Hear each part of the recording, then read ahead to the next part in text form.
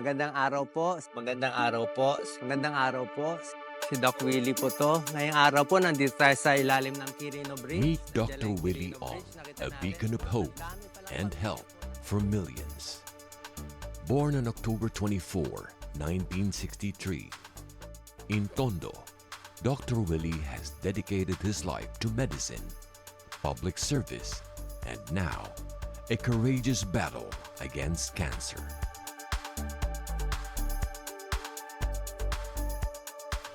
Graduating from the University of the Philippines College of Medicine, he specialized in cardiology. From the very beginning, his dedication to his patients and the community was evident. Anyway, ngayon, masusuportahan na lang natin siya ng mga gamot, Angelita, para hindi maulit yung stroke. Pagdasal natin na hindi na uulit, ha? With the medicines. So, eto mami, meron lang kaming ilang gamot para pag biglang Opo. kinailangan ninyo ng mga antibiotics. Opo. Through his books, TV appearances, and social media, Dr. Willie has reached out to millions, offering practical health advice and support. His programs on radio and television, including Doc on Call on DZRH, have been instrumental in spreading health awareness across the nation. Malamig ang panahon. So, ang tip natin ay kung meron kayong sakit sa puso, may high blood, uminom ng maintenance na gamot. Huwag ihihinto yung gamot nyo nang walang pahintulot ng doktor. Tapos yun na nga, pag maliligo, huwag rin masyadong pagod at huwag din malamig na tubig. Mas maganda medyo maligam-gam. His compassionate approach and dedication have earned him the love and respect of Okay, so many. tama yung ating VTR. Okay, so sobrang pagkain, sobrang alak, so hindi niya kinakaya Hindi niya kinakaya. Kasi yung tunawin. tama. Okay. Ano yung symptoms na parating na yan? Okay, ang symptoms nito, biglang sumasakit ang sikmura natin. Pero kakaiba yung sakit kasi yung sakit tumutugon sa likod. It goes to the back. So pag yung sakit ng tiyan nyo umaabot dito sa likod, medyo hindi to maganda, pumunta na sa hospital. Baka oobserbahan kayo ng doktor. His YouTube channel, where he shares health tips, personal experiences, and stories of health, has become a source of comfort and knowledge for many.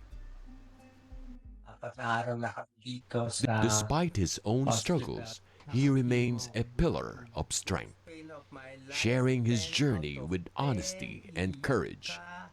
Dr. Willie is currently facing one of the toughest battles of his life, cancer. Even now, as he battles cancer, Dr. Willie continues to inspire and educate. Daw. Isa sa pinakamalaki na nakita nila, mga 16 centimeters. Kanyang kalaki. Saan siya nagtatago? Ba't di ko nakapa? Kung ito ang spinal cord sa likod, ito yung harap, tiyan. Ito, spinal cord, Spinal column. spinal column, puso. Dr. Liza, his ever supportive wife, stands by his side, showcasing their unwavering bond and commitment to public service. Her resilience and dedication are a source of inspiration for many. So, para matulungan yung ating sakit at maaaring gumaling pa tayo sa ating mga sakit, tamang pagkain, tamang exercise, tamang tulog, at saka kailangan maging masaya tayo o may purpose sa ating buhay.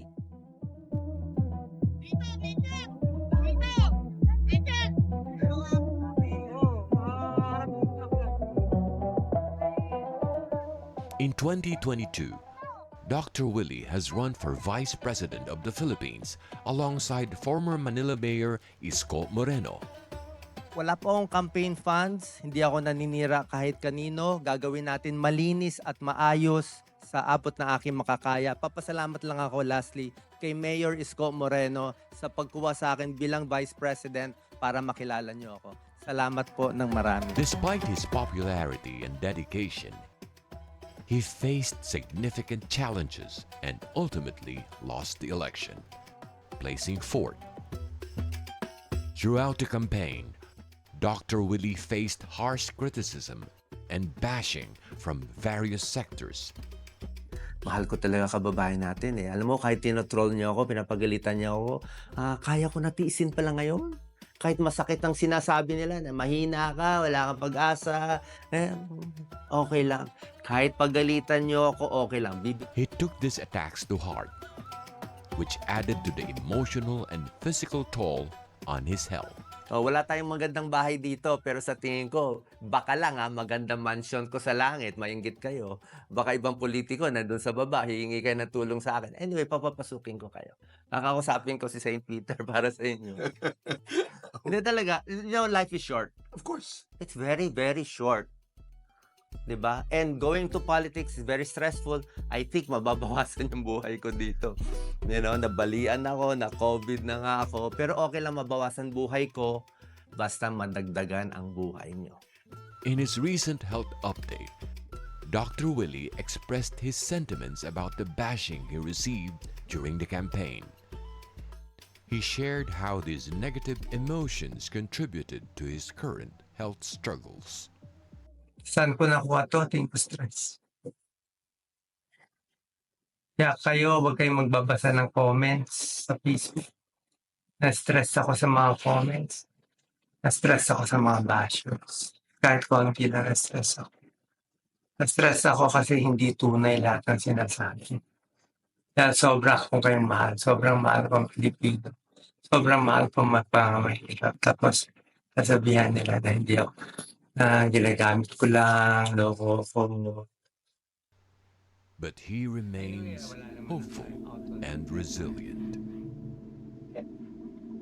Alam ko may Diyos, alam ko may purpose buhay ko. Gagaling ba ako? Hindi, I don't know. Para tayo nasa simulation eh. Yung kahapon di na mababago. Yung ngayon mababago pa eh. Importante, choices nyo. Free will. Maging mabait o hindi. Magpatawad, hindi. Ulong, hindi. Kung desisyon nyo masama, tuloy-tuloy sa masama. Pati anak nyo apektado. Pag desisyon nyo maganda, mabait, matulungin, I love you all. Dito, Biro. Mahal ko talaga yung taon. Babae natin. Dr. Willie has also found a new voice in his journey. In his recent video, he courageously expressed his discontentment with the corruption among politicians in the Philippines. The old Doc Willie is gone. The duwag Doc Willie is gone. This is the new Doc Willie. This is the matapang Doc Willie Og. Pasensya na po mga politiko. Masasagasaan ko na kayo ngayon. Anyway, ako. Pagat ko dila ako. Mas mali siguro sinabi mo, Doc. Anyway, I'm dying. I don't care anymore. I don't care. I will tell you the truth. Politicians are corrupt in the Philippines. Sorry po kaibigan ko kayo lahat. We need good people to run. Good people to run as senator, president, congressman, lahat. We should tax the correct people. Stop the corruption. You politician, you bribe the people. You give them money to vote for you. You keep them stupid. You want them stupid. He believes that speaking out against these injustices is crucial for the country's progress. Dr. Willie's followers have been a constant source of support and encouragement. Messages of hope and prayers flood his social media pages, with many sharing their own stories of how Dr. Willie's advice has helped them. One follower wrote, "Dr. Willie, you have been a guiding light for us. Your strength and dedication inspire us to never give up. We are praying for your recovery and can't wait to see you back in action."